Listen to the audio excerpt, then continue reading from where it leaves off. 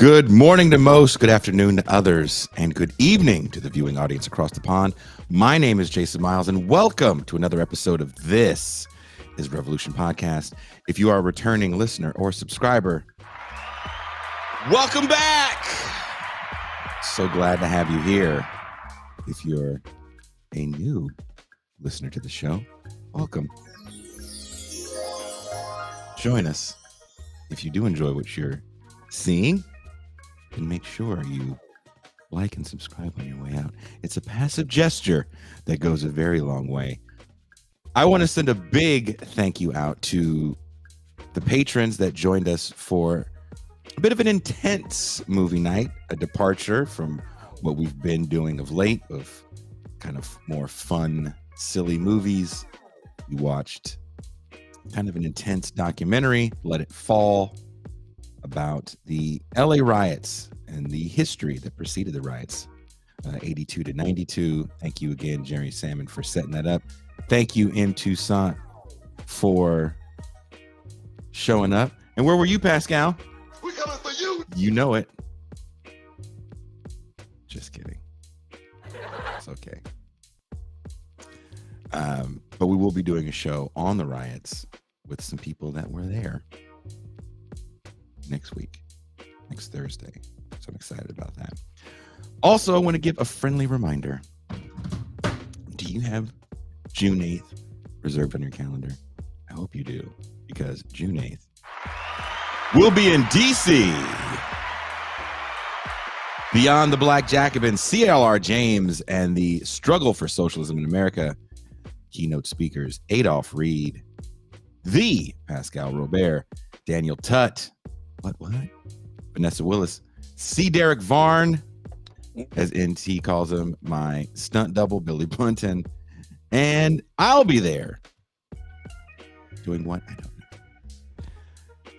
But wherever you are listening or watching the show, there are links in the description to get tickets to the event. And if you cannot make it out and still want to see it, there's a link to tickets for the live stream as well. So that's going to be exciting.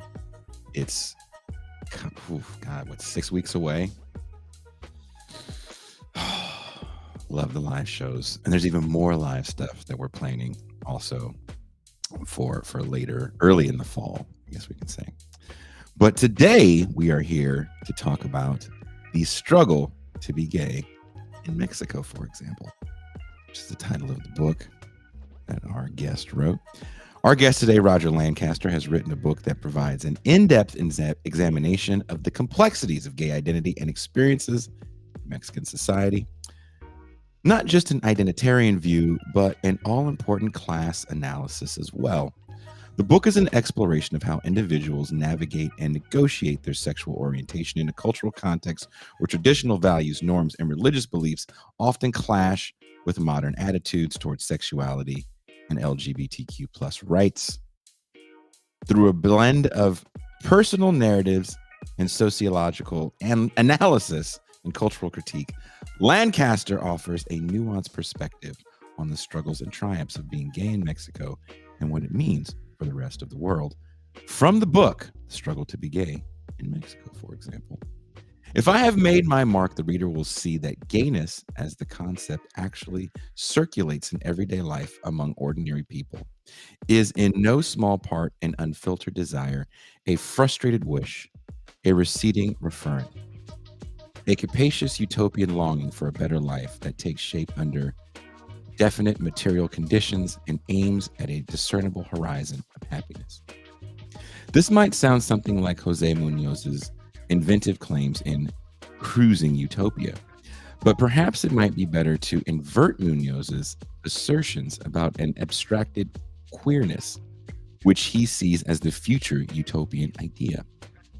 Actually, the concept of queerness, which carries with it a stigma and social exclusion as the price of pleasure or love, is very much part of the lived here and now for most LGBT people who long to escape the estranged reality, or at least seek to a reprieve from it.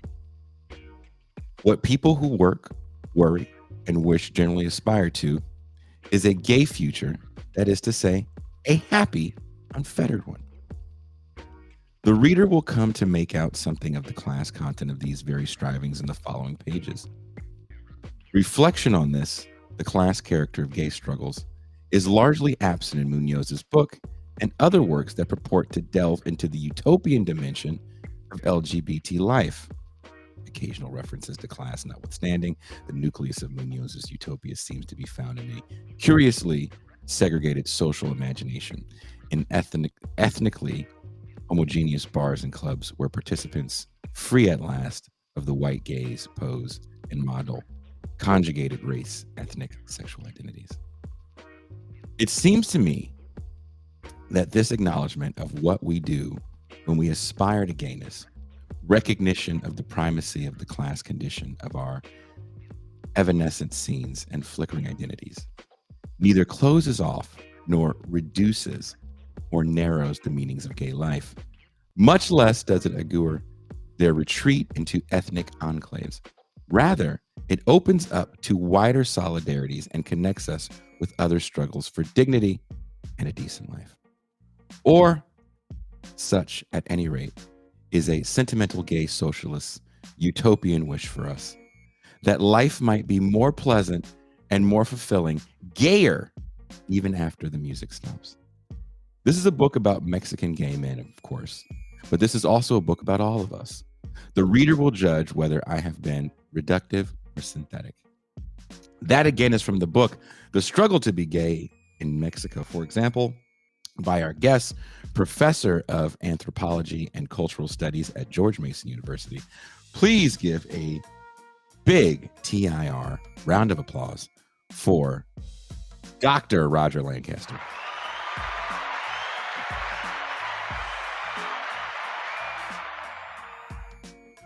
How are you? Good afternoon, Jason. Good morning where you are. Oh, thank you very much for that. People always forget that it's like really early for me.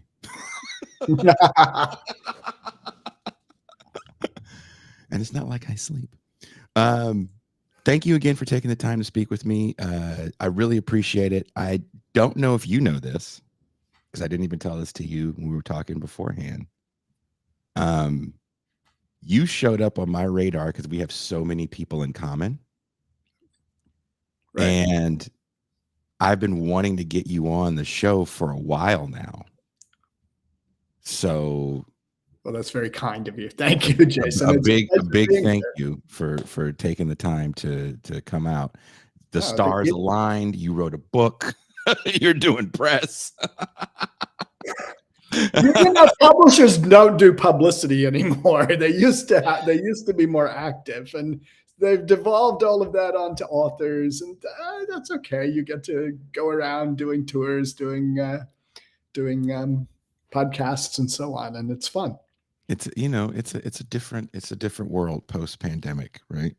Indeed. Pandemic came. It's like, oh, you guys had you can do all your speaking arrangements online. You know how the internet works. Now in the book, you come right out in the introduction. You talk about an awesome night you have in the Zona Rosa, Mexico City, or the Pink Zone, for our non-Spanish speaking viewers. But in your reflection of this raucous evening where you're talking about the freedom you experience in Mexico, juxtaposed with what you see as a more conservative U.S., you're interrupted by a comrade that says pretty much, yeah, you're having a good time, but tomorrow these people have to return to a toil in a bit of a hidden life. He reminds you that many people have to go back to live with their parents and work these extremely low-wage jobs. That friend then adds that most of them will succumb to family pressures to be married. That's how you start the book. Yeah.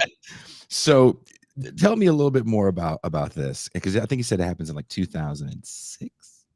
I tee off with the scene from the Zona Rosa. I think it must have been, I don't remember what the date stamp was I put on it actually. But I've been paying visits off and on to the Zona Rosa since probably the 1984 or something like that, right? Okay. And so I've had like a number of years of visits and revisits and so on. By the time I'm writing about it here, I think it must be after 2006 and before 2012, sometime in that range. The Zona Rosa was gay Disneyland. I mean, it was an amazing spectacle that unfolded every evening. And so actually the spectacle started at about 3 o'clock in the afternoon and just kept going until about 3 in the morning, right? What would you compare it to? Would you compare it to like New York in the 70s or San Francisco in the 70s? Had you been to any of those places? Yeah, I'm old enough that I was on the scene in Greenwich Village and San Francisco in the late 70s. Mexico City was incomparably bigger and more intense and livelier and funner and yeah, I mean, you get you know, with demographics and scale and size and all of that, you can have different effects yeah, I think the Zona Rosa. I mean, you know, Mexican scholars have written about the Zona Rosa, of course, but it's sort of the epicenter of gay life in Mexico, and often a sharp contrast to the way most people live on a day-to-day basis. Interesting. I mean, the way you describe it, I'm getting visions of like, you know, what I remember as a much younger person, because I'm from the San Francisco Bay Area, when we would see scenes of like the Folsom Street Fair and stuff like that. Right. So I'm assuming it's like that, but more of a party atmosphere and probably a party everywhere. Okay, so picture, you know, a major gay event, maybe not Gay Pride March, but close to that, right? In San Francisco. And then picture that happening every day in the Zona Rosa, right? So literally hundreds of people start to be seen on the streets and sidewalks by mid-afternoon, and then that accelerates. So by 7 or 8 p.m., you've got thousands of people on the streets. You've got thousands more in bars and antros, and it's just a very festive, lively place. I have to ask, and I'm not trying to be difficult by asking this question. Sure. So you started the book in 2006, but you said you've been going there since the 80s. What was it like in the 80s? Because you said 84, so that's kind of in the middle of AIDS. I think we're calling it AIDS by 84, right? Yeah, I think so. Yeah, I think we're calling it AIDS, but it's still the gay cancer. Right. 1984. I write about this in a later chapter, right? Because of course, part of the story I try to relate is how I came to understand the gay scene and how I came to see it and think about it. 1984, I was studying language in Cuernavaca. Took a short bus ride. It's about an hour bus ride to Mexico City. Because I had read in a scandal sheet that the Zona Rosa was the center of gay life, and I thought, well, I want to see that, right? Because I couldn't find it in Cuernavaca. It was invisible to me, right? I mean, I was struggling with language, of course, but even so, it was very discreet and not at all open. I went to the Zona Rosa and I wandered quaint streets named for European cities, because that's how the Zona is set up, right? Looking in vain for signs of gay life. I could not find them. I wander around. All right. So like, you know, old timers tell me, geez, that's very strange, because by 1984, the gay scene was very lively in the Zona. And then they say, oh, I know what happened. You wandered into the Zona. You happened to visit during one of the periodic limpiezas, cleanups, cleansings, crackdowns, because President de la Madrid's wife complained to the police Jesus. that there were too many homosexuals in the sauna. Oh, And they responded by shutting everything down and cleaning it up for a few weeks before it came back. So I had probably wandered in during the Limpieza.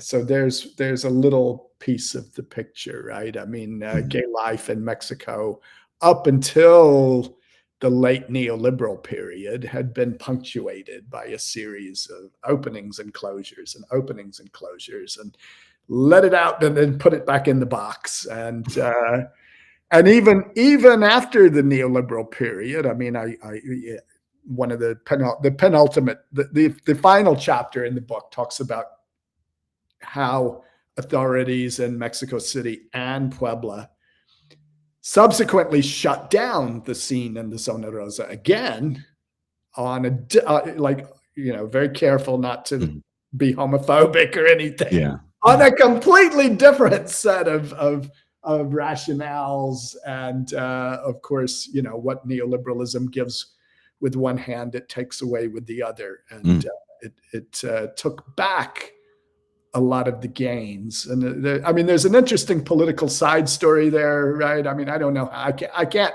piece it all together. One of the important parts is that the city and private developers were trying to develop an upscale residency scene on the edge of the zona, and they didn't want gays. They wanted gays, but like the rich gays. Discreet, well-behaved, quiet. The petite bourgeois business-owning gays. That's what they want. They wanted. They wanted they weren't opposed to a certain kind of scene. It was the fact, though, that there was class mixing, boisterousness in the streets, and all of that. And they really undertook to shut it down. And so. The period that I write about, like early on, is when AMLO was governor of Mexico City, and it was like he's like, let it hang, very open. He's like, let it hang, literally and figuratively. Let it hang. He was not had no interest in having a crackdown. When Ebrard became governor, same party, different personnel, that's when you saw crackdowns. You also saw some very serious problems with drug cartels all across, in the gay community, or just in general? All across Mexico City, in nightclubs all across Mexico City. But there was one event that happened in one of the gay bars, and that became the pretext for shutting them all down. All right, and then that goes. You get 6 years of sort of repression. Yeah. When Claudius Scheinbaum becomes governor. Hey. That's our future president. Hey, future president. It opens up again, right? It opens up again, and they even christen, the new Zona Rosa. There are posters everywhere. The new Zona Rosa. I want to ask, sort of like the old one, really. I'm very uncomfortable talking about the country in which I live in because I won't get into where I live exactly and who lives around me, but it could be uncomfortable. But that being said, I do want to ask this question about Claudius Scheinbaum. Sure. And what you're talking about, like opening up this area. Do you feel she's an extension of AMLO? Or do you think she's going to be a little more lefty liberal? This is interesting, okay? Like, all right. So AMLO, first of all, let's talk about AMLO a little bit. AMLO did something that I would have not thought possible. He's a long campaigner. He's been in this since 1988 when he was a supporter of Cardenas. Cuauhtemoc Cardenas ran for president, and he may have been one of the young militants who urged Cardenas to seize the National Palace when they all marched past it in protest over the stolen election. And like, that was a stolen election. Purloined in plain view. Nobody had any ambiguity in their minds at all about what happened in that election. You know, for you to remember it, the computer crashed. They're announcing results. They're giving you the projection shows Cardenas winning. And then the computer crashes. And then a day later, when the computers come back up, shows a different result. De la Madrid, who was president, has admitted afterwards we faked it. Like, we didn't think we could turn over power to Cardenas. We feared instability, and so we just fed fake numbers into the system. All right, so AMLO campaigned all of those cycles in Cardenas's tradition, in the party that Cardenas helped form, the PDR.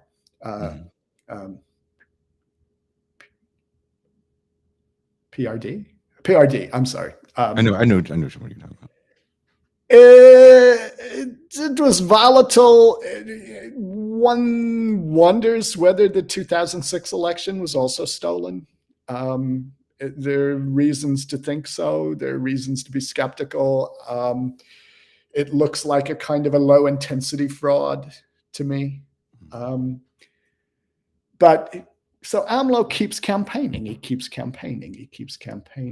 And he does something before the 2018 election, like 5 years before. He breaks with the PRD and starts to construct his own political party, Morena, Party of Moral Regeneration. And he does something that I would have thought impossible. He constructs a viable political party out of whole cloth, and he starts to rebuild the working class movement from the top down. Not from the bottom up, right? You would hope from the bottom up, right? But he sort of, the working class has been thoroughly defeated. It's been smashed. It's been destroyed. Any power that it had has been disseminated, completely deconstructed since the neoliberal turn of the 1980s. And he starts to rebuild something. And not only that, he wins a landslide. This is just old style campaigning. AMLO went, in the years running up to the 2018 election, AMLO visited every fucking village in Mexico. I believe it. Often more than once. I believe it. He went out, he pressed the flesh, he hugged everybody because he's a very hands-on kind of politician. Everybody took a selfie with AMLO. He made speeches. And in this process, he convinced people that he was authentic and legitimate and not a corrupt politician in the pre or PAN mold or even the PRD mold. And of course, he won in a landslide, right? He and his political allies won. Now, he did do certain things leading up to that election that raise eyebrows on the left. And one of them was that, his two coalition partners. One is the Worker Party, the PT, a party that has hammers and sickles. Yes, I see the billboard. Do you know how odd it is? Yes, I do, Brother Lancaster, to see how these wonderful it is. Actually, how wonderful it is. So the PT is legit, right? I mean, they're a hardcore left party. And AMLO has never been afraid to stand on a stage with his PT allies beside him, flying the hammer and sickle flag, right? So there's let's think about what kind of politician he is, right? And where he came from and his commitment to some kind of a left vision, right? His other coalition party, though, is the PES, and I've got a party of Encuentros Sociales. It's a weird evangelical conservative party. Okay. Not very large, but they So he has these two allies, one on the left, one on the right, and that was the coalition. And when he was challenged on it, he always said, "Look, I mean, the kind of transformation that I'm envisioning is too big to be exclusive. It's too big to just to say you can't be part of it because we don't like your ideas. We want a broad spectrum." And all right, so that gives rise to all sorts of problems. Of course, I mean, he's AMLO punted the question of abortion and gay rights and gay marriage and stuff like that in 2018. And he said, we'll talk about it later, basically. He Obama'd him. We'll talk about it later, but we're not going to do it right now.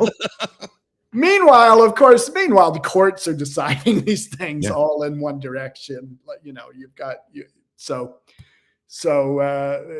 Maybe he was right, because he was worried about losing conservative Catholic voters in small towns and rural villages. Given the kind of political coalition he wanted to build, he may have been right. He also inflamed the NGO activists early on in his presidency. And I write about this in the conclusion.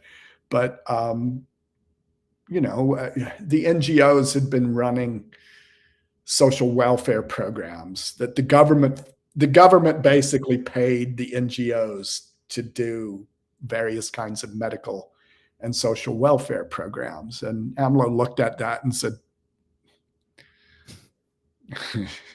no, this is a bad use of state money. Like, public services should be run by the public, not to give people an example. I don't think there's any state-run, if any, I think there's one state-run orphanage in Baja, in northern Baja, where I am. Interesting. I believe it's all run by churches. Probably, but in this case, you had feminist and gay NGOs, and Walmart had one of the biggest NGOs in Mexico. Oddly, sounds about right. Walmart had an NGO that used state money to help families of children with disabilities or sicknesses, and so on. So AMLO looked at this very convoluted and complicated arrangement where the state was spending money to support private organizations and said, "No, we're going to pull the plug on that. Like, we're going to fortify the state's capacity to deliver services. And in the future, whatever NGOs offer will be of a non-governmental variety." Now, this inflamed a lot of NGO activists. And they never let it go. They never forgave him for cutting them off. And I suspect that's one of the reasons that you saw, feminist riots on International Women's Day every year thereafter, up until the last year. It was part of an elaborate payback by NGOs and NGO activists. So here you've got, all right. So Gloria Scheinbaum, to come back to Claudia Scheinbaum, come back to the question you actually posed, and not the one that I wanted to. We need context. Hey, this is a show. Look, first of all, this is the Saturday free show where we can go over an hour. First of all, second of all, these things need context. That's your context. All right. So here's the promise. Here's the promise, I think. Does Claudia Scheinbaum keep the farmer, peasant, working class base that AMLO built, and add to that left-leaning members of, or re-add back to that, because they were lost over the, re-add back to that the PMC left, the professional managerial class left, that belongs to NGOs and activism and international circuits and so on, right? Can she add those back and thereby win another landslide election where there's a constitutional majority. And that's what we're waiting to see. My read is that she's certainly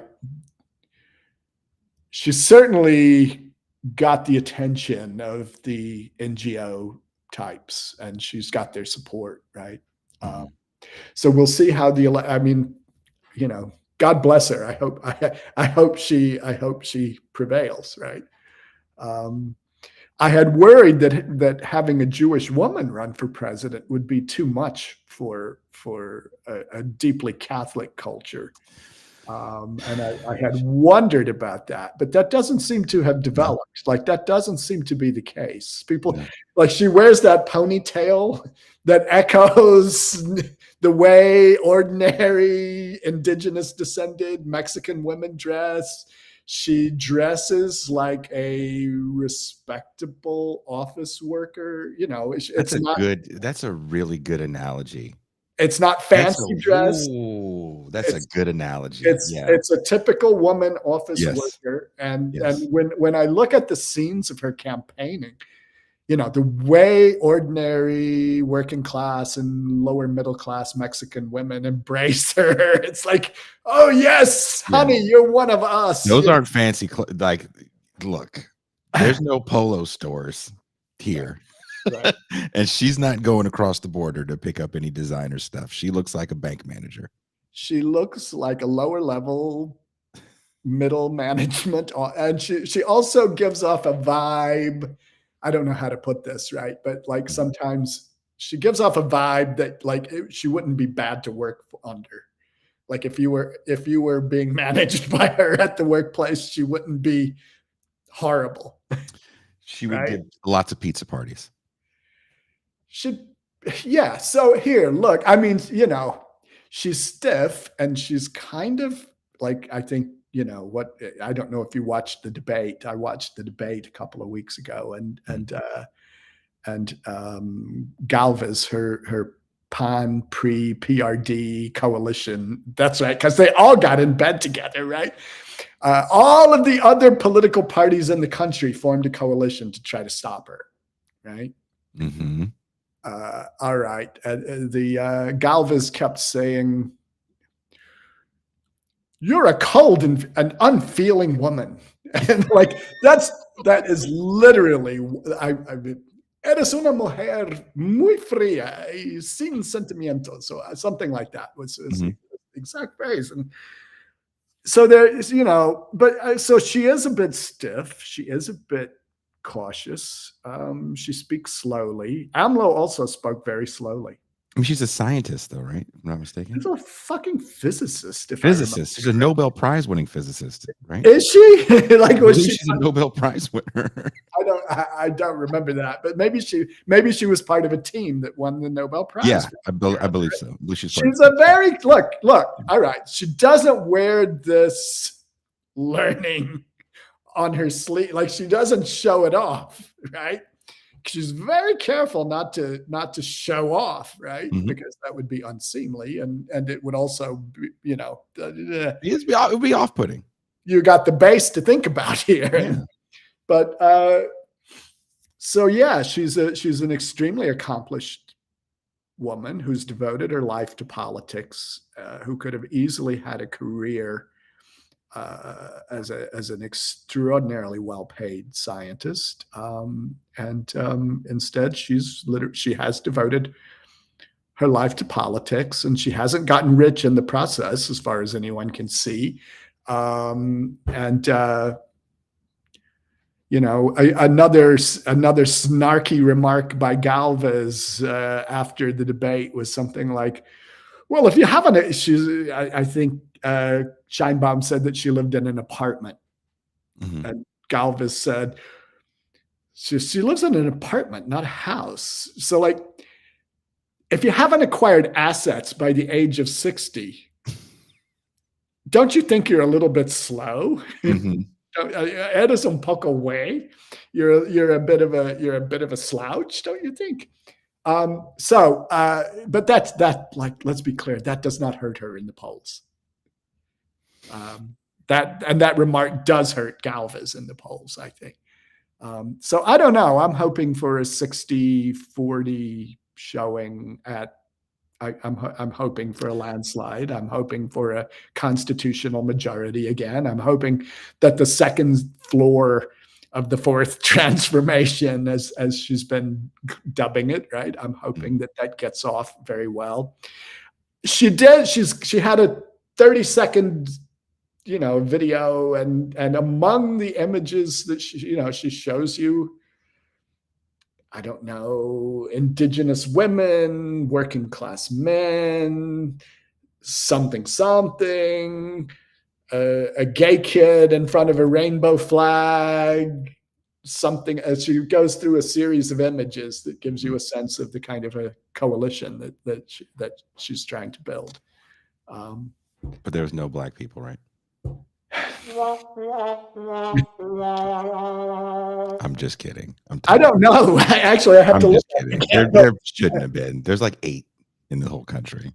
Well, you know what? This is an interesting question. You've got us off on an interesting question, right?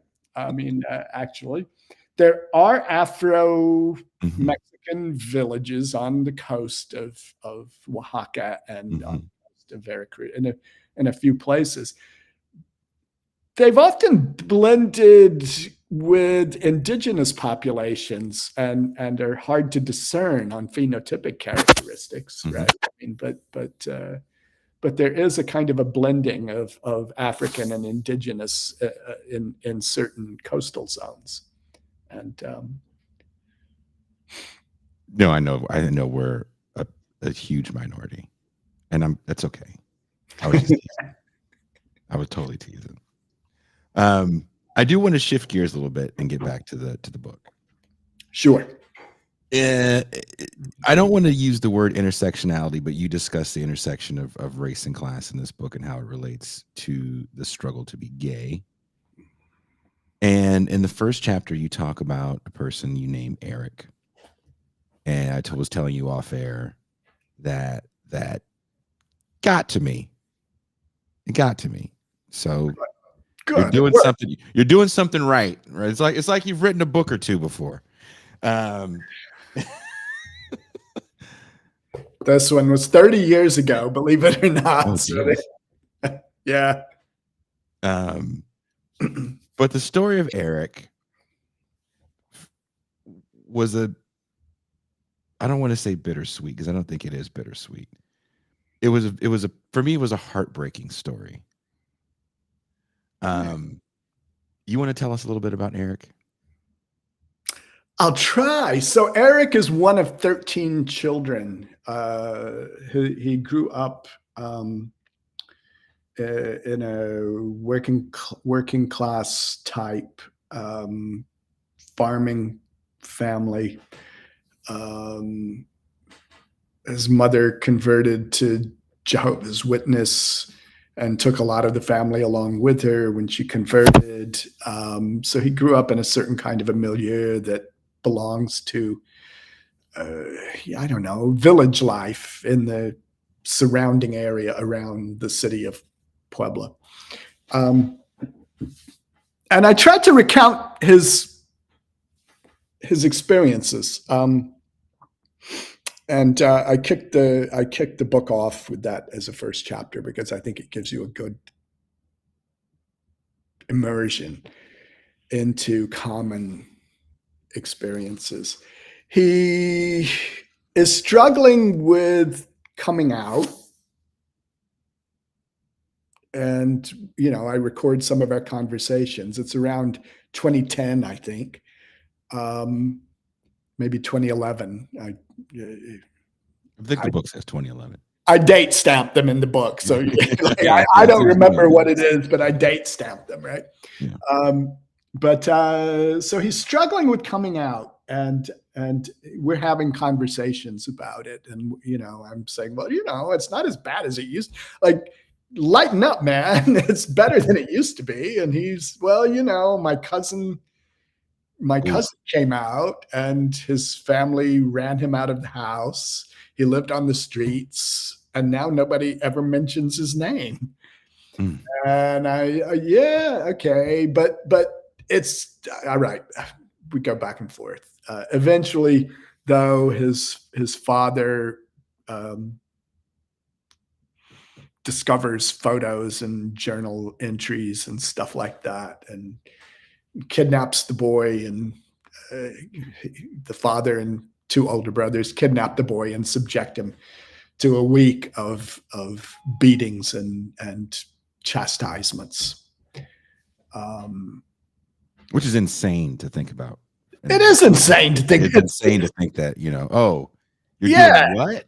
a 20-year-old strapping young man allows himself, if you will, to be kidnapped by a very old man, of course, accompanied by two brothers. But there's respect for family authority involved and all of that. And there's shame involved. There's certainly shame involved. So they put him through a week of shaming.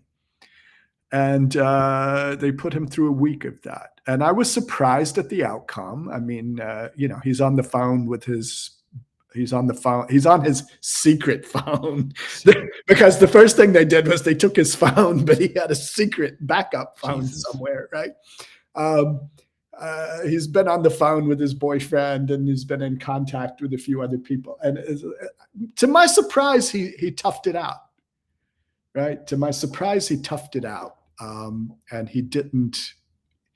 So what happens in the process of this is that he neither exactly comes out, nor does he exactly stay in the closet. Purgatory. His a kind of yeah, exactly. His father says, "I don't want to talk about it anymore. I don't want to hear about it anymore. And you will not bring men to this house." Right? That's there. Mm-hmm. So the father reaches a kind of settlement after being unable to impose his will, right? I don't want to talk about it anymore. I don't want to hear about it. Meaning I don't want to hear about it from the neighbors, which is part of what happened. Mm-hmm. And you will not bring men to this, you won't bring men to this house, right? All right. So there's a kind of it didn't much change the way Eric lived and behaved. He still went out with his boyfriend. He still went on the gay scene, but you could always see him looking around to make sure that there was no one from his neighborhood or no family members in the immediate area who might see him, right? And that's so his strategy is one that I think is common for working class people in Mexico, but not only in Mexico, in lots of other settings, right? It's neither a seamless, transparent coming out, nor is it being completely repressed. I use the Spanish verb aguantar, which is used greatly commonly in Mexico, and it's basically, he puts up with it, he withstands it, he endures it, he suffers it. Mm-hmm. There's a verb that is used a lot in Mexico for things like this. And that's his strategy. So yeah, there's my opening gambit. It's the story of a boy who neither comes out nor remains in the closet, but puts up with it, suffers it, endures it. And I think that's a good lead into the next chapter is a whole series of life stories, short, not long life, but little short life segments of people who are often having similar experiences. But it's the class component for me that really brings it home, because the first thing for me that hit me moving here was the stark divide. Right. It's so visual. Yeah. And you kind of, you're always talking about in the book that there's a certain life that these middle class gay men get to live, that the Erics of the world's life is so foreign to them. And you can enjoy these kind of advancements in acceptance in a way that the Erics can't. Kind of back to that original, the way the book jumps off, where, the homie is reminding you, yeah, but these kids got to go back home. And at one point in Eric's story, Right. he's about to marry a woman. Yes, his mother very carefully very insistently pushed him into an arrangement that is like, why don't you marry that childhood friend of yours? And it's so sad. They send out invitations. They're about to get married. Yeah. And the young lady goes, hey, before we get married, let's do it. And Dean's like, ew. All the gay comes out right there. All the gay came out, right? My spirit abandoned me, as he elegiacally put it. And she says, she's the wise beyond her years, she says, and this is indicative too, so it's true what they say. You really are gay. Don't worry, I'm not going to tell anyone. Mm-hmm. But we are not going to be married. Right. So, and then they sent out new anti-invitations or whatever, retractions of the invitations to, so, yeah. I mean, look, if I've done this well, if I've done this right, there are all sorts of horrible, embarrassing, humiliating, awkward moments that I recount in people's lives. And I do it, I hope, with a sense of support and love and all of that, not with a sense of scandal mongering or detachment. I mean, these remind me of my friends from rural North Carolina as much as these remind me of events in my own life. These remind me of what it was like growing up, rural working class in North Carolina. So I talk about commonalities of experiences, not just in Mexico, but in other parts of the world as well. And I think you do a good job of that by not trying to say, no, I totally understand everything this person's going through because I had a similar. It's like, yeah, it's similar, but it's still very different than similar but different. What these cats are dealing with. I will never know what it's like to have the Virgin of Guadalupe watching over me, right? I will never be able to I will never feel that, right? I mean, there are things that I say at the outset, I'm not going to pretend to understand from the inside. I don't know what it was like growing up in a dictatorship. Exactly. Yeah. Yeah. Say what you will about the conservative 80s. It's not a dictatorship. Yeah. Not quite. It was bad, but it wasn't like, a little different. Yeah. In your research, how have you seen traditional Mexican masculinity and machismo influence attitudes towards homosexuality? What shifts, if any, have you observed in recent years? Well, this is interesting. You've asked a tough question, right? So I should be able to give you a better answer than I can. After all, my second book was set in Nicaragua with the word machismo in the subtitle. There it is. So like, but the first thing I thought I know, like,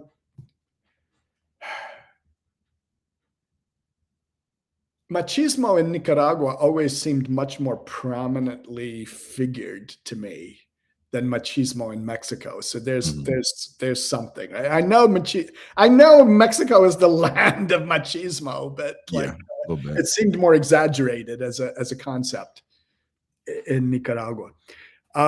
Clearly, the authority of the father is paramount in the system of masculinity in Mexico, and part of what you see with Eric is a certain, and other people that I write about, a certain degree of submission to the authority of the father.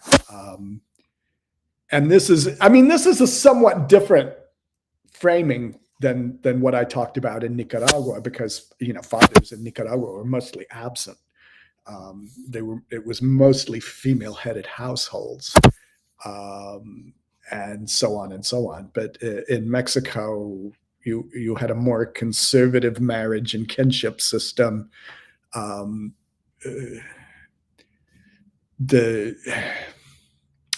So the authority of the father was very strong. And in fact, it's only been within the past decade that those laws derived from the Napoleonic Code giving the father authority over everyone in the family, including the wife, have been revised first by court rulings and then by legislative overhauls. So there's a very strong sense that fathers are in control, a very strong sense that everyone obeys them and does what they say to do, and that gives this cultural element a stronger heft, I think, in Mexico than in the U.S. for example. I think if a father said, what I was talking with friends about this many years ago, and it's like, the typical father in the U.S., if a father said, "You will do what I say as long as you live under this roof," I mean, half the time the response would be laughter, right? Half the time the response would be laughter. Like, fuck you, daddy. I'm not going to. What, you're going to throw me out? Like, I'll call social services on your ass. All right, not always, but like at least half the time. In Mexico, you'll do what I say as long as you live under this roof. Typically, even an adult son will hang his head down, and do it, right? So that's different. That's different. But there's kind of a stacking and compounding of things here, right? So being poor has its disadvantages, right? So in Eric's case, being poor puts you at a disadvantage. Being poor whose family belonged to a religious cult that specifically cultivates poor people, right? The Jehovah's Witness. That makes it worse. Being poor in a religious sect and like not having higher education is a protector against some of the most extreme forms of abuse, right? So you get this stacking of effects. All of them have something to do with being poor and working class. All of them are connected to that. Some of them contingently so, but you need all of those in view and then of course the cultural overlay, which is to say a deeply patriarchal tradition and legal basis and so on. All of that, all of those elements come into play here. I do want to touch on, we're coming up on the hour. Can you stay a little longer, or you got places? Sure, I can stay a little longer. I hope I'm not being boring. And no, that's why I'm asking you, goddamn. All right, sure. We'll make it happen. Because there's some things we touched on off air that I definitely want to get to, but I think for people to get a good understanding of your book, we're trying to sell a few copies here on the show. There's some things that I think we should hit on. It's the most beautiful book cover anyone has ever experienced. It actually is a wonderful cover, and I thank the press. I got a painting by Fabian Chis. I wrote to him and asked him if I could use this painting. Fabian Chis is a famous gay painter in Mexico. And he is the artist who painted Zapata in Heels, which triggered rioting when it was displayed at the Beaux-Arts Museum in Mexico City. I can see that. Zapata's descendants showed up. I can see that. It was a scene. They roughed up museum staff. I could see that. It brought out the president. AMLO had to, like, look, I mean, this is important. Like, the Museo de Bellas Artes is the center of Mexican cultural life. And what happens there is a very big deal nationally. It's not like, some second-rate museum in the US. AMLO came out and had to make a statement about it. And he said the right thing. He said, look, Mexico is a free country. We have free expression here. You can't go around punching writers and artists in the nose just because you don't like what they said or painted. Thank you, President AMLO. Yeah. This was the right thing to say. One of the good things that AMLO did. Can you explain progressive neoliberalism and how, in Mexico, for example, it aided in progressive policies towards gay rights? I believe Mexico City legalized gay marriage in 2009. I think that sounds about right. It was certainly by 2010. I mean, there was a process. Yeah. Right? I mean, the country as a whole. Right. I think 2022 is when everybody agreed, but for 2015, I think there was something passed that said, "Hey, we have." It's hard to keep track of. So first of all, Mexico City got gay civil union. That's what it was. I can't remember. I've got it in the book somewhere, but I don't remember numbers. But it might have been 2007. It was fairly. I think as soon as AMLO got defeated in 2006. Remember, they had kept this bottled up in committee, in part because AMLO, even though he let the gay scene flourish in Mexico City, he did not want to be running in a race against socially conservative candidates who would say, but you legalized blah, blah, blah, right? So as soon as that election was over, the Mexico City legislature passed gay civil unions in 2009. And then a couple of years later, they upgraded it to marriage. It was either 2009, 2010. So that began a series of court challenges. So Mexico went the slow route over a period of several years. First of all, the Supreme Court of Mexico established that a marriage performed in Mexico City had to be recognized by all the other states. So you're like, at that point, it was over. Like, at that point, give it up, right? Like, you're fighting a losing battle. And then gradually more and more states passed gay marriage. By 2018, was it 2018, I think 2017, 2018, even stodgy conservative Puebla was reluctantly giving gay marriage ceremonies, right? My partner and I took advantage of that and got married in Puebla. It was very funny. We had a wonderful magistrate. She was amusing and funny and told jokes the whole way. Not a hint of homophobia came off of her. She was very accepting. And then, like, we get to the scene where we're supposed to sign the documents, and she looks at it and she says, "So which one of you wants to be the girl?" Because we were still using those documents that had wife and husband on it. Yeah.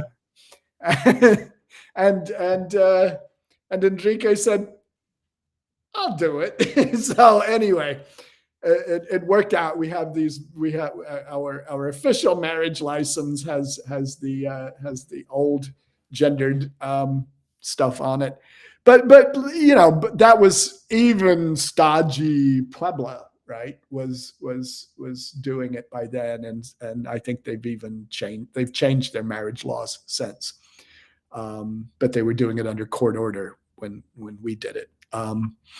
So you've got to, all right. You asked a question about neoliberalism and gay rights, and it's an interesting story. It's a long story. I take I take 2 or 3 chapters to lay it out. I think fairly carefully, but so the old regime was a center-left dictatorship, and I think people are going to have a hard time hearing center-left dictatorship. They might, but it was like the pre-maintained observer status in the Socialist International all those years, joined as an official member in 2003, I think. Mm-hmm.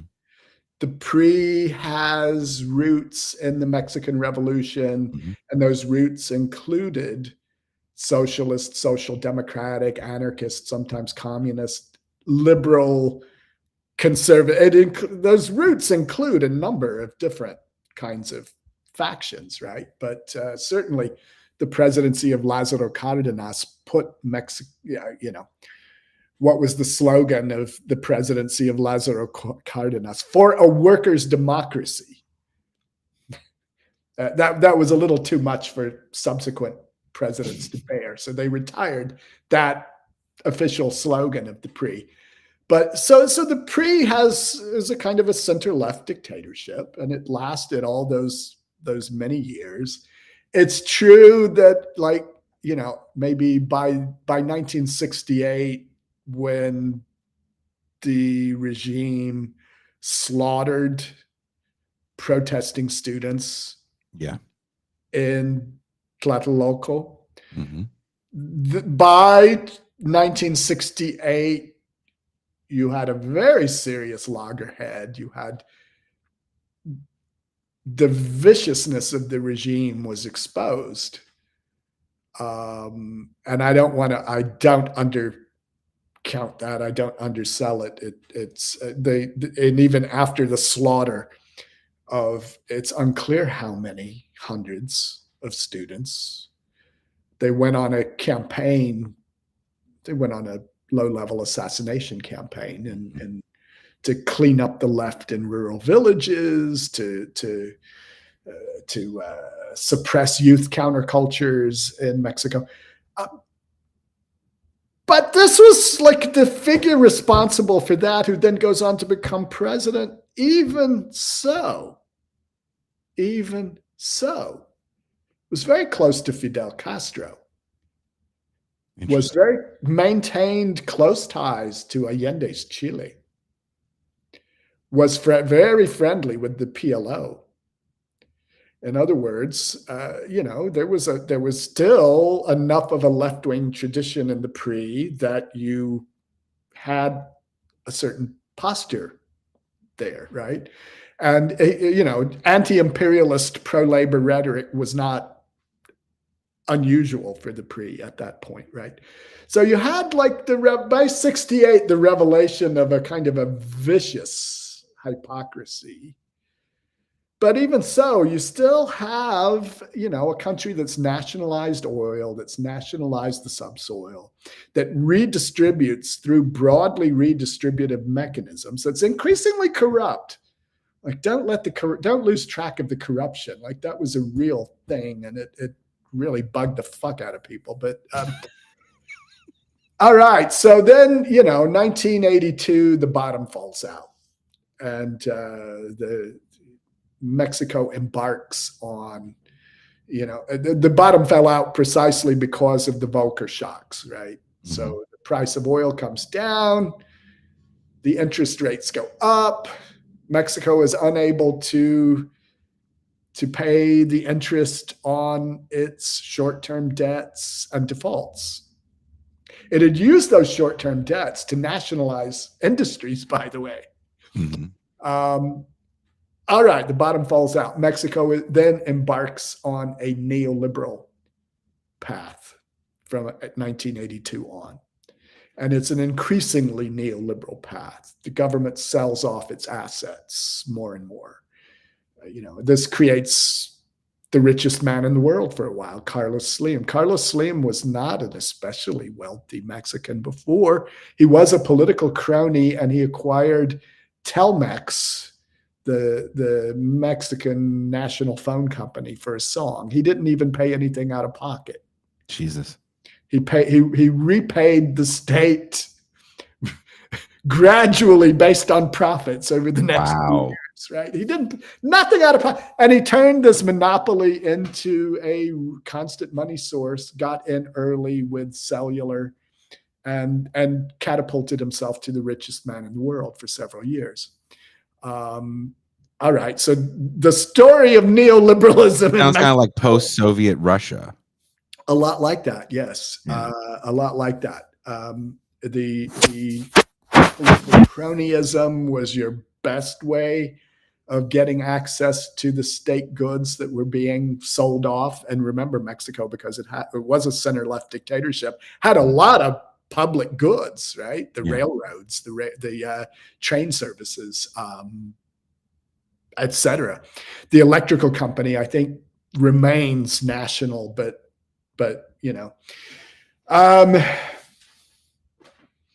all right, so the 1980s, the lost decade, everyone is eating shit because the fiscal crisis goes on and on.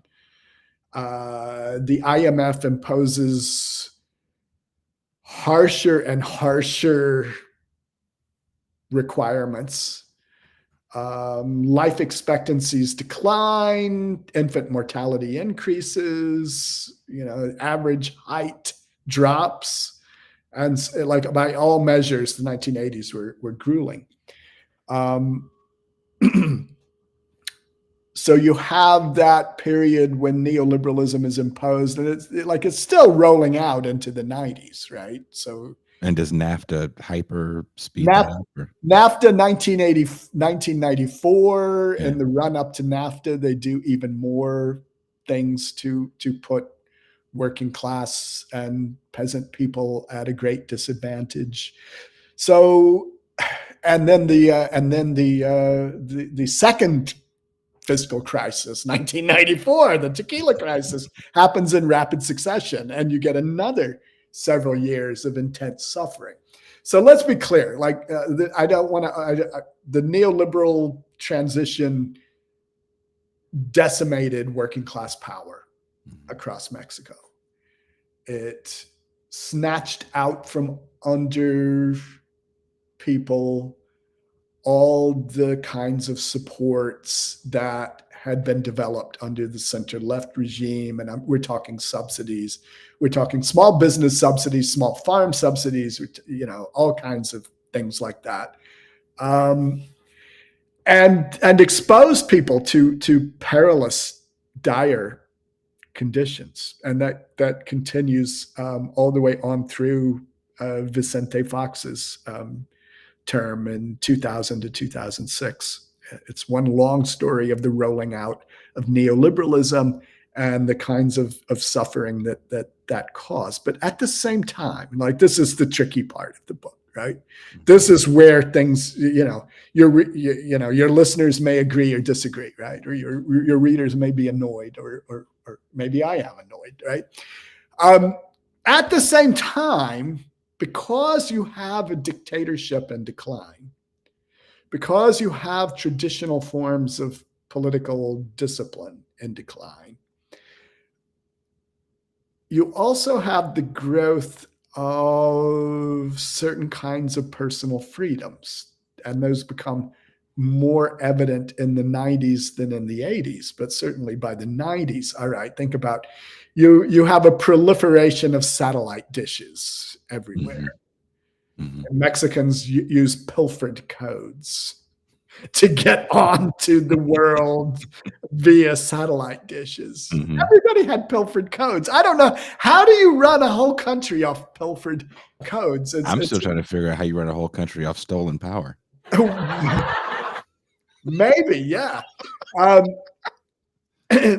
So remember that that Mexico had two TV stations, Televisa and TV Azteca.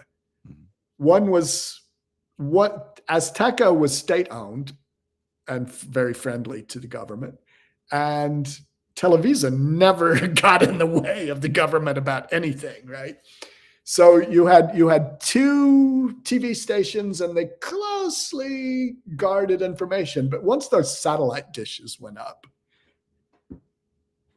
you had alternative sources of information. You had alternative viewpoints. You had access to the whole world. That would have been significant enough, but by 1990, I'm thinking 3, 4, 5, certainly by 5, right? Because this happened very quickly. By 1995, you've got internet cafes all over the place. Now, people couldn't afford their own laptop, or they couldn't afford a desktop. Yeah, but they could spend 50 cents an hour to go hook up to the World Wide Web in an internet cafe. which is still very popular where I'm at. Really? Brother. That's interesting, because they've all but disappeared in Puebla. They've all but disappeared. I walked into one like, hey, are you guys from another time? Right. But look at it. You've got young people hooked up to the web. You've got their parents watching cable, watching satellite dish and then cable. So you had a major transformation of the media sphere, right? You've had a major transformation of that. People have access to other kinds of information. Gay people are hooking up online. And they're getting access to things and so on. And you get this reflected in Mexican cinema, Mexican TV shows. Music becomes more rebellious. You get figures like Gloria Trevi who are like trafficking in scandal and shock and so you've had a major transformation of the scene under neoliberal conditions, especially with new media happening. The advent of new media, which is part of neoliberal globalization, kind of adds to that mix. By the 1990s, then, let's say, for example, the Zocalo in the Central Plaza in Puebla has become very cruisy. And like openly cruisy. It hadn't been before, right? But it becomes very openly cruisy. And it was also true that the cops used to hassle gays if they hung out in space. The cops kind of, all right, they've seen the Televisa problem of the week about homophobia movie too, and they kind of start to lay off, and you have a much more open scene. 2000, Vicente Fox comes in. And this is when things really shift, in my view and in my retelling of it. So Vicente Fox was a social conservative, historically, part of the Catholic Party, if you want to call it that, right? The PAN was a conservative Catholic party. And Vicente Fox's election was not very promising. I mean, he's a loudmouth, affable Reaganite figure who makes strange jokes. And like he referred to the pre-candidate La Bastida as La Vestida in debates. He called him the drag queen, basically. So like so all right. So people of liberal views are scandalized and they're freaked out and they think, oh my God, like the conservative Catholics are going to be in power. I don't like this is going to be bad. But Vicente Fox had campaigned on a promise to leave civil society alone.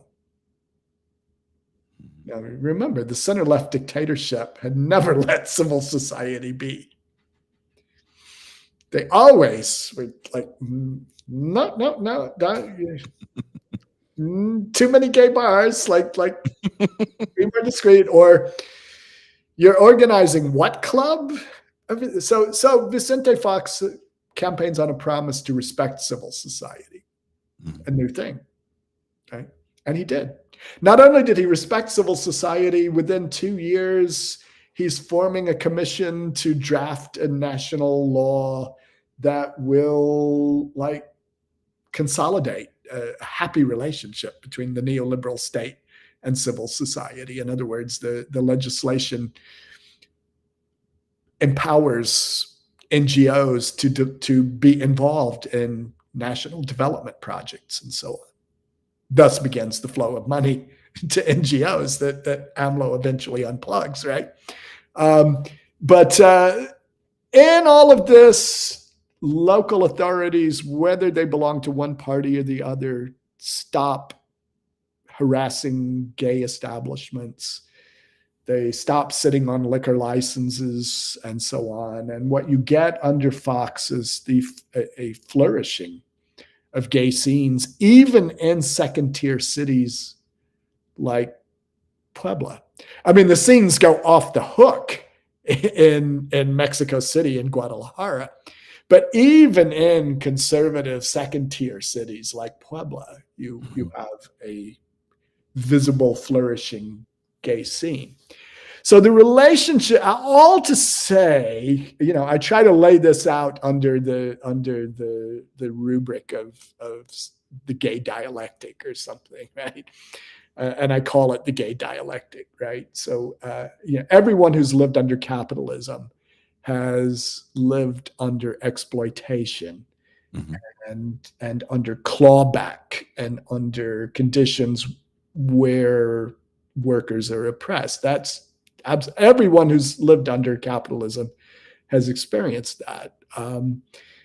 But they've also often experienced spaces that open up for free expression or for experimentation or for forms of social life to be developed that are experienced as liberatory and are along at least certain dimensions, right? So there's the picture I tried to draw out. I do it by recounting, historical deep dives and scenes from different years. And so, my observations go back 4 decades, if you think about it, right? I mean, my first visits were in 83 and 84. So it's a long-term process. And then, of course, neoliberalism then reacts in a different way and shuts down a lot of those scenes, at least for a while. But now they seem to be coming back again. So anyway. Is the struggle to be gay for the poor and working class getting better, or has that needle not really moved over the last decade or so? You start the book with Eric, who his family converts to being Jehovah's Witness. I cannot speak for the whole of Mexico, but for where I am here in Baja, Jehovah's Witness there's more than the Mormons here. Oh yeah. And there are a lot of Jehovah's Witnesses everywhere in Mexico. It's a surprisingly large. They're doing a lot of I almost said colonizing, converting, if you will. And there was one that would come to my house because when I do have free time, I have this terrace. This is why I got this place, or I rent. But there's a beautiful terrace that overlooks the ocean, and I'm gonna come visit you. Yeah. You will be more than welcome. More than welcome. And there's gentleman they're going door to door, and he sees me out there, and he yells something about wanting a better world or some shit like that. I'm like, yeah, whatever. Yeah, sure. Yeah. You know. And he starts talking about Jesus, and unbeknownst to this man, I was up at 3:00 in the morning, my time, interviewing a Marxist theologian on the history of Jesus. So I had to read this book. I'm just all hyped up on all things Jesus at the moment. So maybe I'm not the good person to talk about on the historical Jesus from a Jehovah's Witness, but he was intrigued by the conversation. I'm not going to lie. I was kind of having a good time, throwing these things back at him and making him kind of figure it out, to the point where he came back 2 weeks later. Roger, I'm not trying to be funny. It came back 2 weeks later to take it back up again. Right? Yeah, with the Bible, he had all the Bible verses, and he brought a homie with him.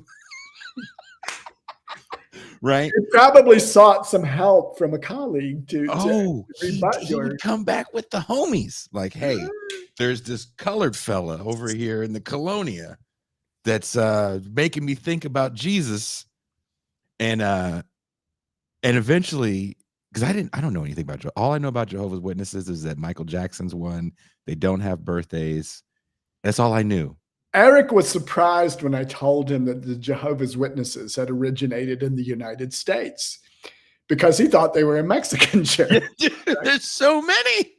I would say the majority of the black people that I see here in Baja are Jehovah's Witnesses. They got stationed here, right? And what a horrible place to get stationed, coastal, California. Baja, we all feel for you. Yeah. But say what you will, I mean, about the Jehovah's Witnesses, and there's, oh my God, like, I suppose like any sect, they're very proud. I try to be fair with them, right, in a way, because under neoliberalism, you've had massive dislocation of working class life, especially in indigenous villages and poor barrios and places like that. You've had massive social dislocation.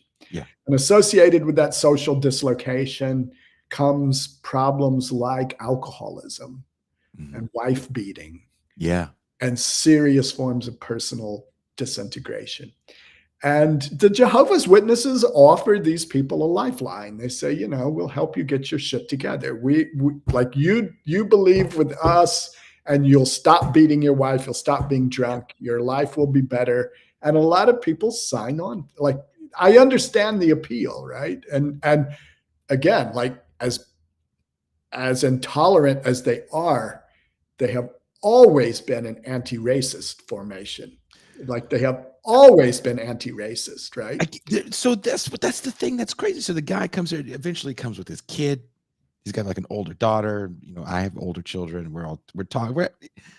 We'd have coffee. It was like his Tuesday thing. And we get to the part about the gays. Oh, yeah. Let's get started on the gays now. I didn't know. And he goes, well, we don't like the gays. And I look over at his kid. And you're thinking, I read your kid as being. And I was like, word? And he's like, yeah, is that a hang up for you? I was like, is that a hang up for me? I was like, well, what do you have against the gays? And he's, the whole thing is he'll show me a Bible verse.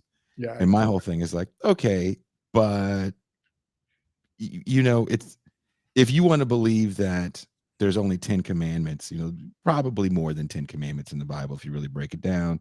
There's a lot of rules in this book that don't make a lot of sense, and it's based off the time in which it's supposed to be written. Well, and it's not a linear story the way you want to put it together. And he's agreeing with me on a lot of this stuff. And I'm like, and the thing about the gays, right? Like, like still today, that's what you want to believe? Right. And he was like, hey, it's in the Bible. I was like, you can't eat shellfish in this book. Yeah. Yeah. You can't have a blood transfusion. Oh, wait, I believe that too. So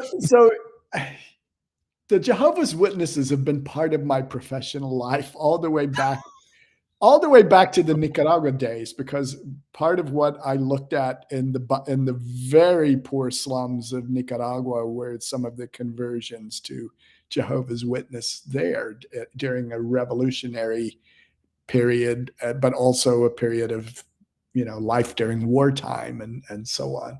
So I developed that weirdly tolerant version of the Jehovah's Witnesses, looking at poor people who had converted in Nicaragua in the 80s just to try to get some stability in their lives.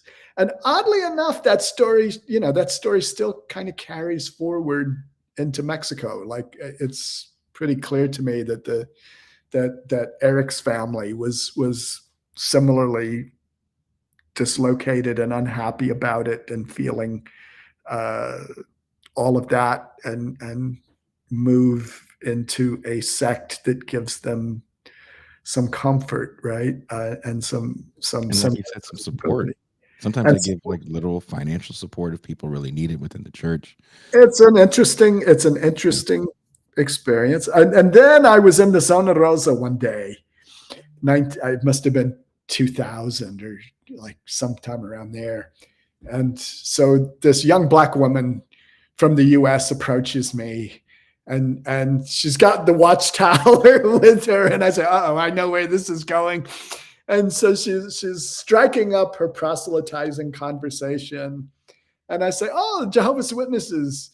Yeah, my husband's a Jehovah's Witness. And then she kind of chills down. And I say, wait, aren't you going to try to convert me? And she says, nah, you're too far gone. You're a lost cause. And it was sweet. She was respectful, more or less. And it was, you're a lost cause. But I couldn't help but see her smirk and smile a little bit, because I think she realized how weird was her church's doctrine on this. Right? Again, I didn't know anything, because I don't give too much of a shit. I grew up in a church, a offshoot of Pentecostalism as a young person. So I have an understanding of the Bible. I went to Catholic school my freshman year of high school, so I definitely read it a few times. Oh wow, but, Pentecostal and Catholic school, that's going to be it. Oh, dude, yeah, I've seen it all. It all. I'm there's certain religions that I check out just because some people are nice. Once a young man, we were on tour, and he told us if we went with him to the synagogue, they would feed us. So we hung out at a synagogue in South Carolina. I'm not afraid of anyone's God, put it that way. But the Jehovah's Witnesses were pretty hardcore. It's weird. Here's the weird thing. They don't believe in hell. They don't believe in hell. This is strange. I've often had these conversations with my Jehovah's Witnesses subjects, right? So like, you don't believe in hell? No, a just God would never make you burn forever. Like, that's something the Catholics invented. And they sort of have a point. Like the notion of hell is kind of vague in the Bible. It's hard to suss out, right? So on the one hand, they don't have like excess cruelty built in, right? But on the other hand, well, then what's your punishment? Like, hell is basically for us being separated from God. And I say, what's that like? Well, that means that when you die, you just kind of like go to sleep and you never wake up.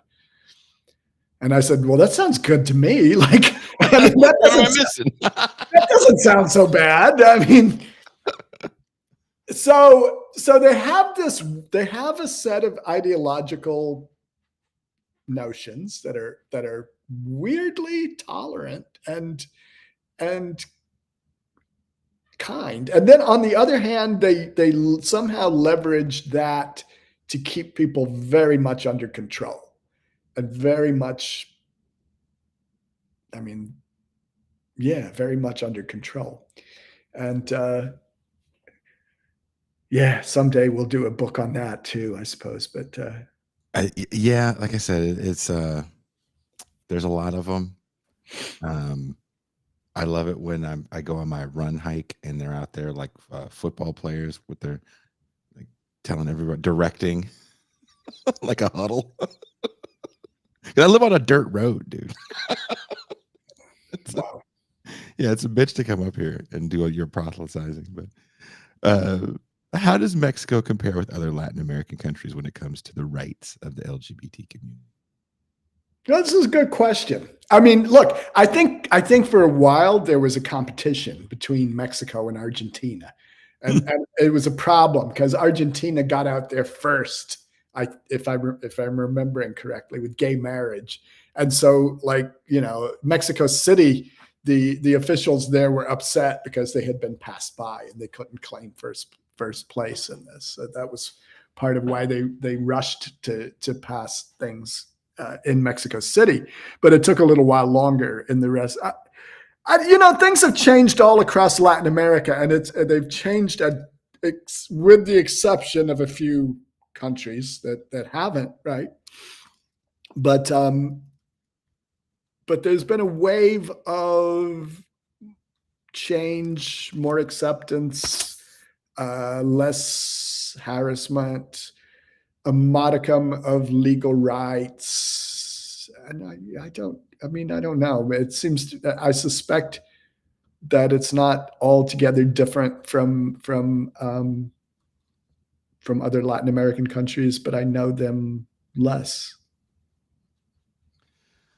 It has not been advanced in Nicaragua. I mean, in Nicaragua,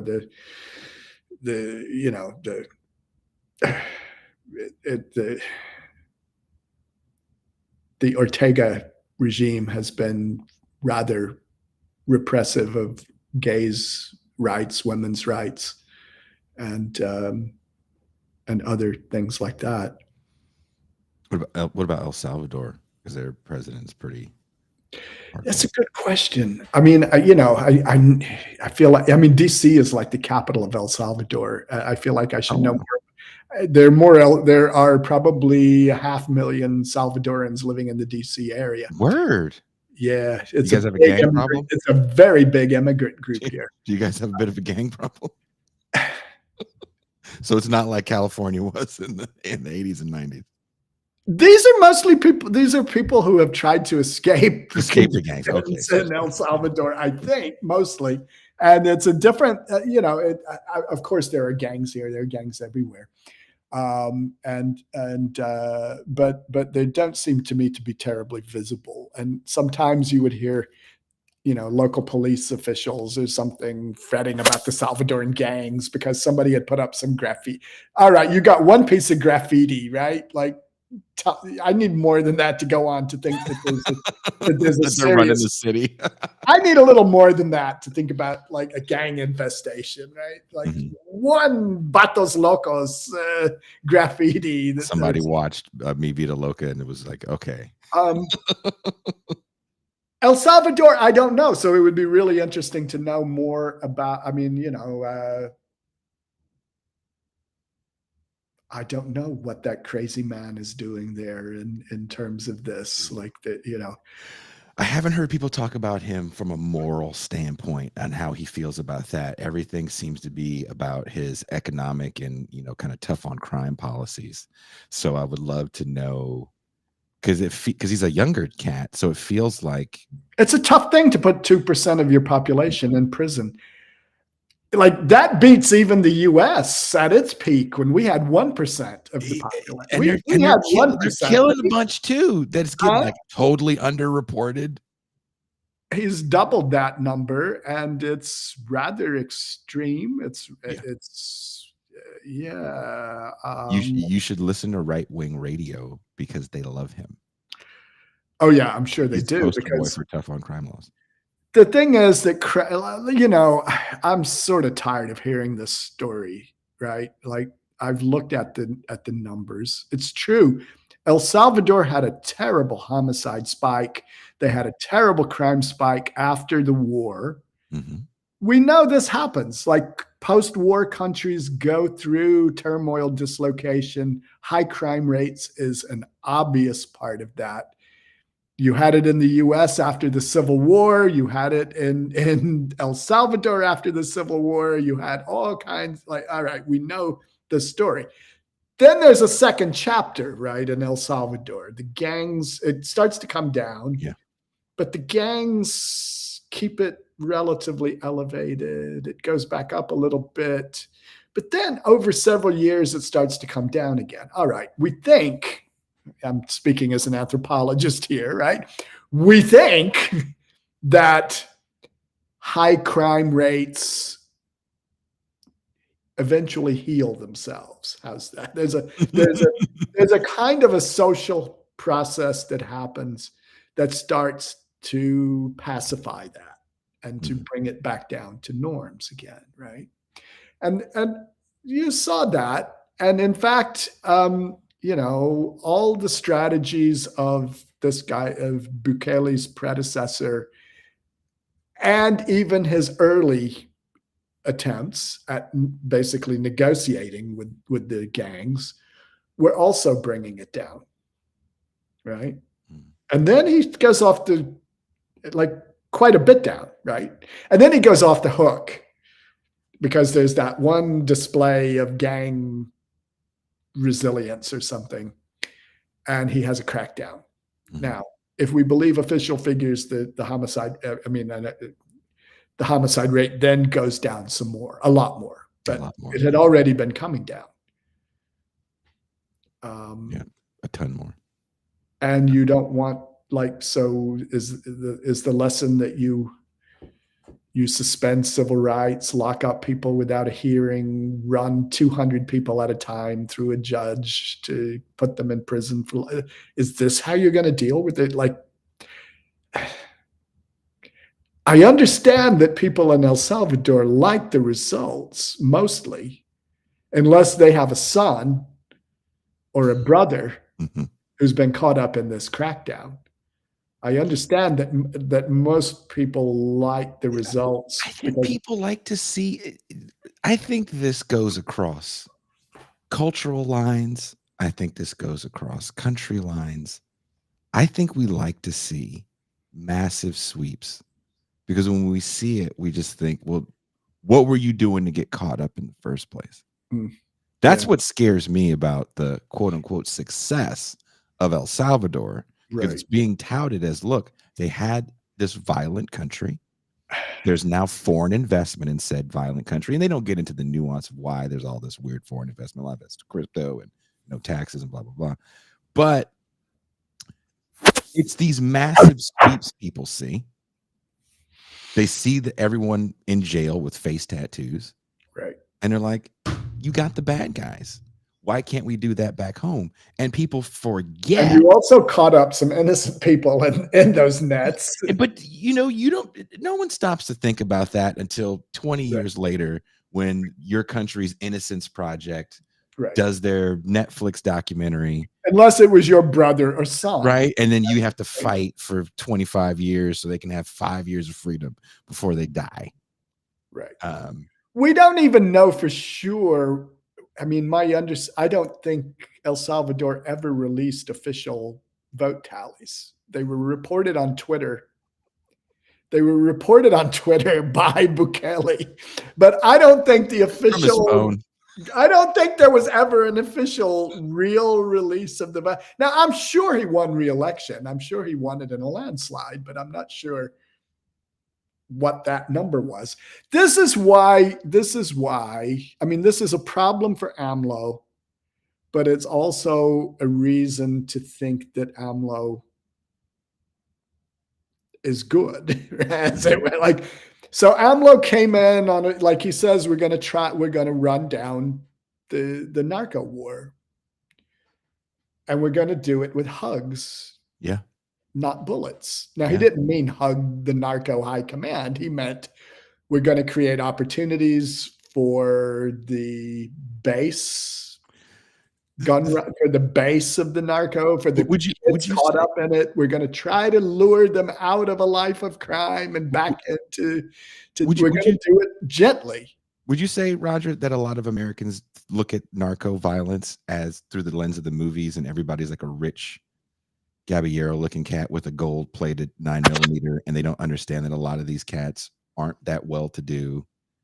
It's like the mafia, right? Yeah, they Not got everybody in the troops, mob is man. They got troops. They got kids working for them. They got poor people who need income and got caught up in it. And it's romantic and it's outlaw and it's gangsta and it's all of that. And they get sucked into it.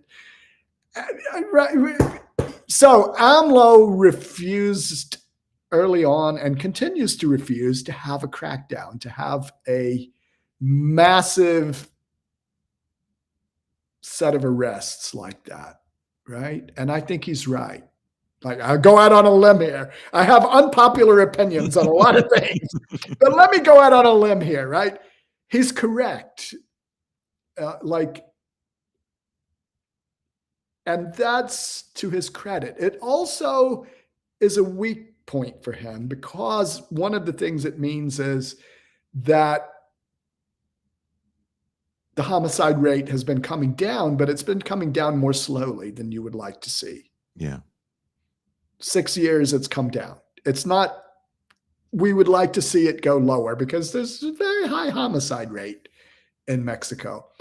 The narcos still remain in charge of a lot of stuff. They do a lot of stuff. AMLO did centralize Mexican law enforcement.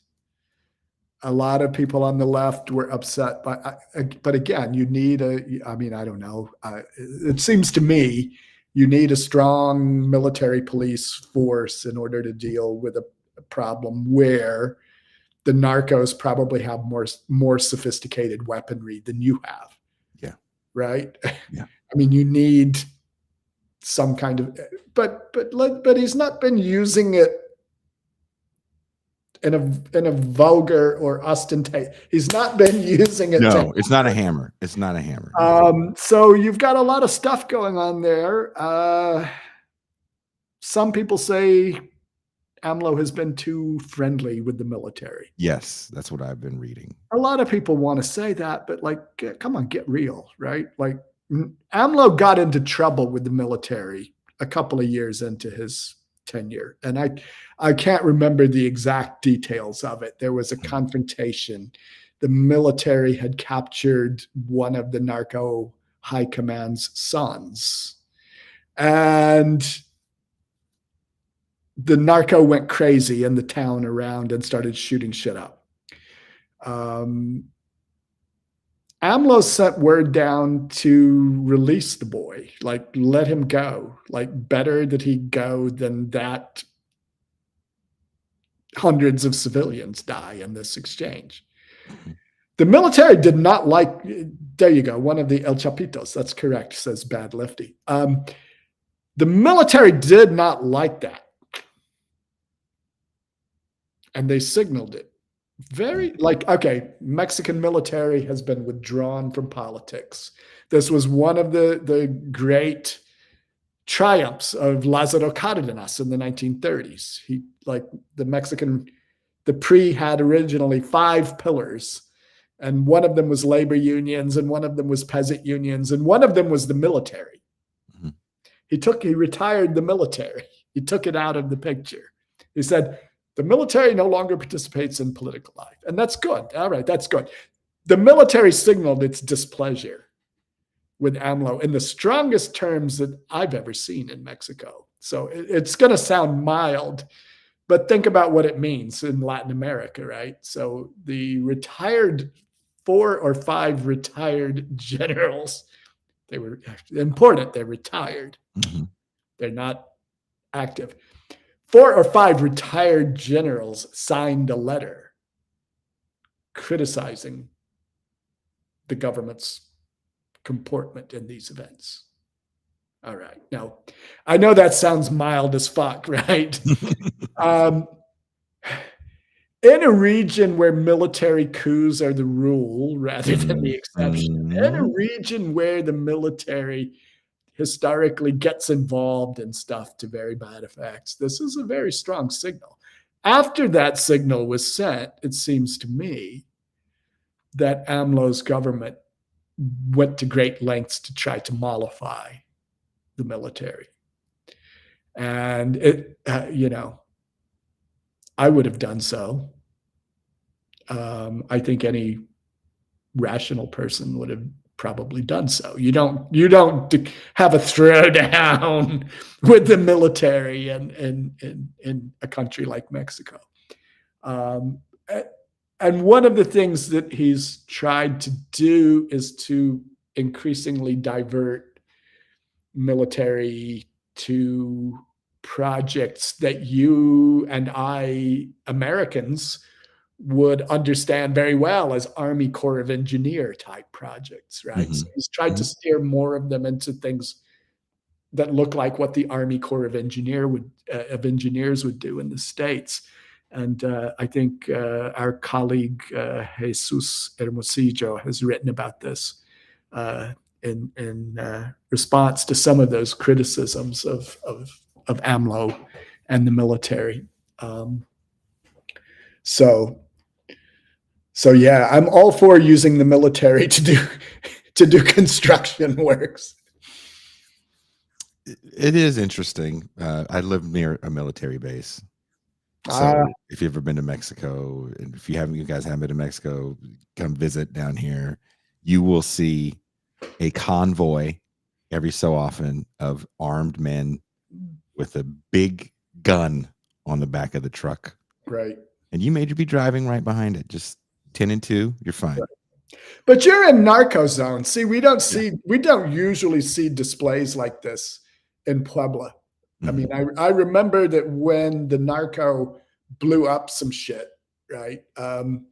There was this moment when Calderon had freaked out and he had to send military police to occupy the tourist centers all over Mexico, 2007 or 8 or something like that. So I stayed in a cheap hotel with a gaggle of military police. And hey, it was kind of sexy, really. Like not to give away too much, but it was kind of hot. But it was also kind of nervous making because, like, yeah, these guys, I don't know.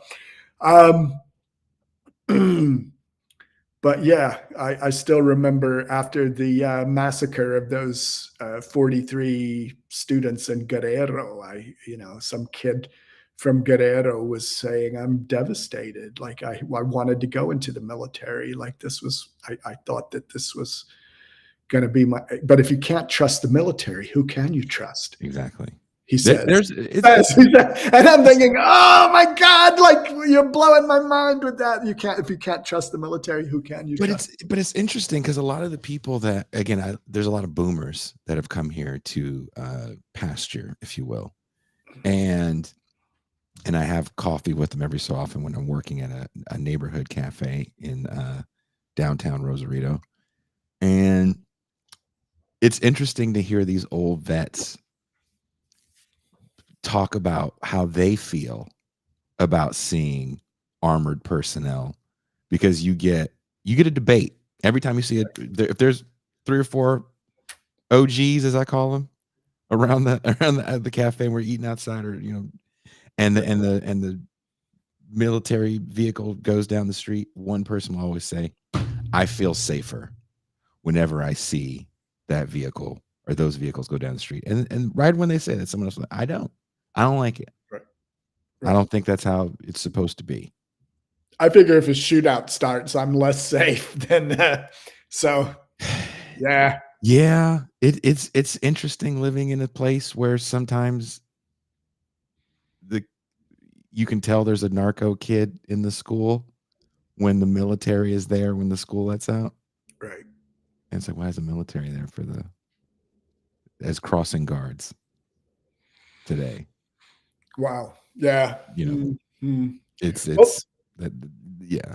Well, of course, this was always the story. Like you could, any taxi driver would tell you this. So I'm not letting a cat out of the bag or something, right? But there was always the story that Puebla was a relative safe haven during that period of narco terror, narco violence, in part because the political class had struck a deal with the narco high command on the premise that you are welcome to stay here, live here with your families, keep it on the down low, and do not bring your squabbling to this place, and you'll be safe and comfortable here.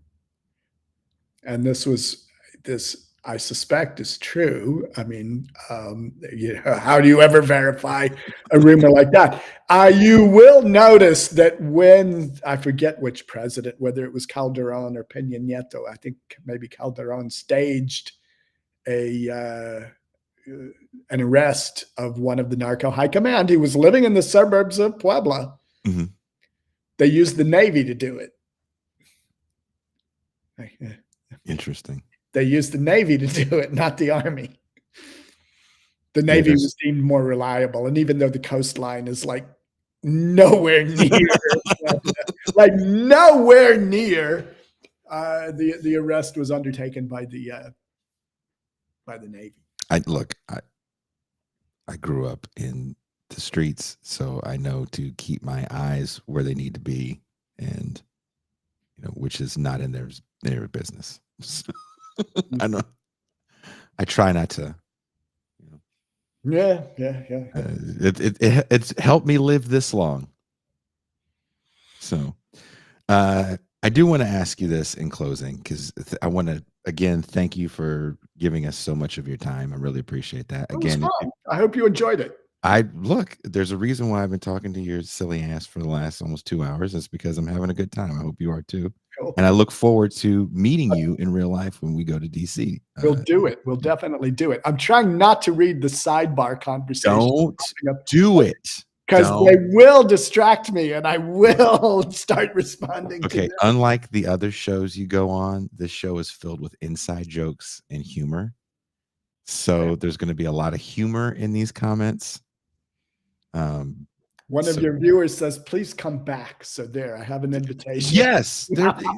This is a good show. We were talking about this off air. And if I don't ask you about this, I feel like I have failed in this conversation. I moved here, didn't know anything about a red light district because, again, I never hung out in Tijuana. Never cared to. And one of the people I've met down here, good friend of mine, older woman, this is a place that she likes to get seafood in the red light district. And she took me to this place that she wanted to go get seafood. We took the bus down, and next to it was this bar that plays metal and punk and goth music, which is right up my alley, and hers too. She used to be a rocker before she was sent down here. And it's become our favorite spot.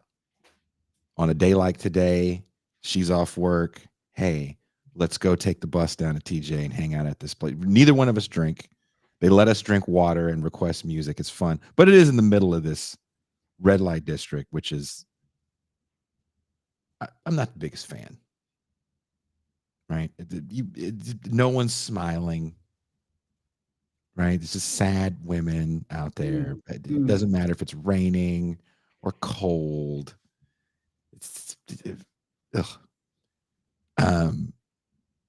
Now, you were telling me about these places because I was under the impression that this was the only legal red light district in the country. And you were like, oh, no. And there's a name for it.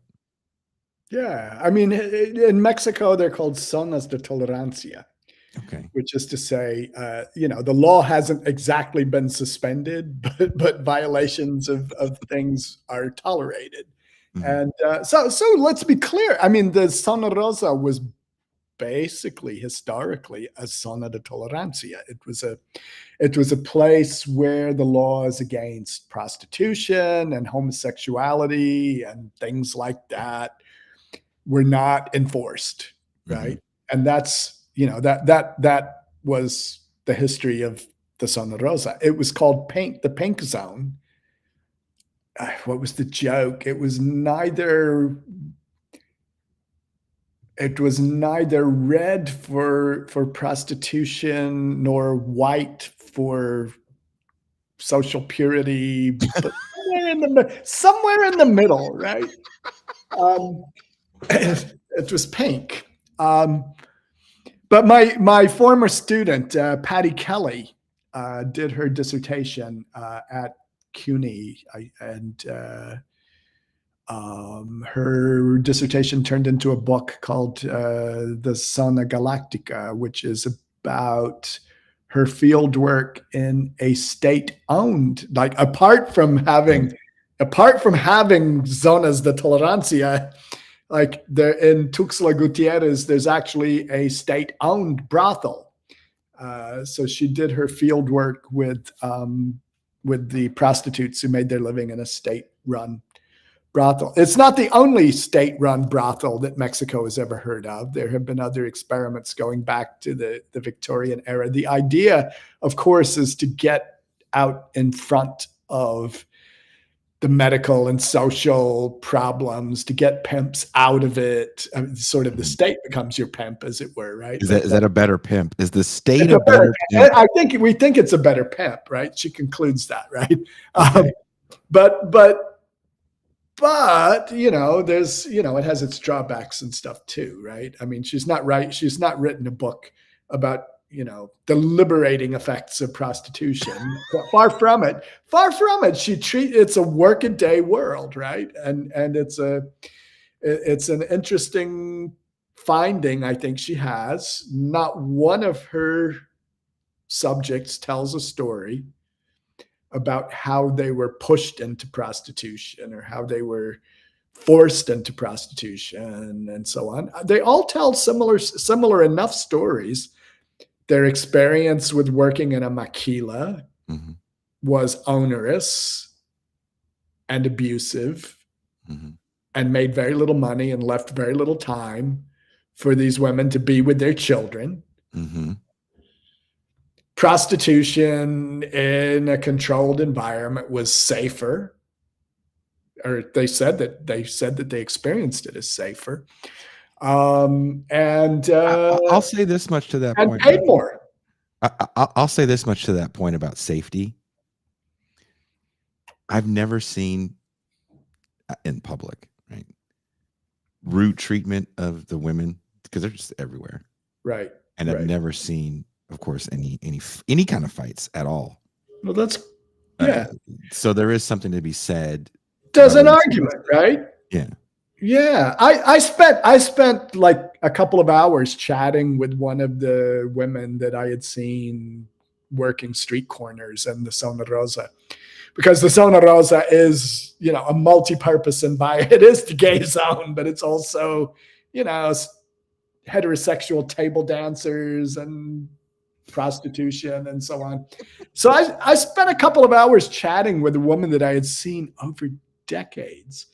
And so here she was probably in her maybe early 50s, maybe late 40s, early 50s. She was very well put together. She kept herself in good shape. She did not look her age. But she wasn't all right, as they say, she wasn't a spring chick either. And we talked about her working. We talked about her working life, and we had an interesting conversation. And she said a lot of her clients didn't actually want sex; they just wanted someone to talk to, like I've heard that. Standing there on the street corner. I've heard, dude. I won't get too much into it, but a buddy who does hang out there, we were out there, and he introduced me to this woman. US money, right? 5 figures, US money, 5 figures a month, because dudes just want to talk. Right. Yeah, no, I believe this. And you know, her main complaint was that some of her clients were rude, you know, and that was like, you know, again, she talked about how this this life that most people would view as disreputable and pitiable had given her time to spend with her daughter growing up. And it paid the bills. It didn't pay them extravagantly for her, but it kept her. Now, all right, I haven't seen her for a while. I think she's probably had to retire. I also asked her about police harassment because you know, that could happen. The Zona Rosa is kind of ambiguous. It's like things are usually tolerated. And she says, you know, the cops will hassle the younger girls out here. Like, they don't like to see a whole lot of us hanging out, but like, I'm old enough to be their mother and they leave me alone. They leave me alone, basically. So yeah, I mean, again, here's an interesting project for someone, like the life of, you know, just the life of a street walking woman. I mean, what's it like? What's it go? What are the contours of it? How did they think about their experiences? Well, Roger Lancaster, thank you for spending the time with me and the audience today. Wherever you are watching or listening to the show, there are links in the description to the book, The Struggle to Be Gay in Mexico, for example. I hope you had a good time. I had a great time, Jason. Let's do it again. I'd tell your friends that the dude from This Is Revolution is an easy interview. Thank you, Roger. Thank you, Jason. We got to have you back on. Have a good rest of your day. That was Roger Lancaster, professor at George Mason University and author of his latest book. It's out now, The Struggle to Be Gay in Mexico, for example. I hope you guys enjoyed the show. I was up all night and early this morning reading the book. I didn't have time to read it until yesterday and preparing some of these talking points. So I hope you guys had a good time. Leave comments on what you think about the struggle to be gay, where you're from. Would love to hear it. Love to see it. We'll be back Tuesday with an equally depressing show, The Commodification of Loneliness. The whole gang will be here for that one, and we'll all tell our depressing life stories. You can understand why all of us are single after that one. It's going to be a good one. Definitely understand why I'm single. So on that note, thank you guys. Enjoy your weekends. Thank you again for joining us for movie night. That was so much fun. It's a community we have here, and I really dig it. I really dig it. So on that, let's go out with some fun music. Peace.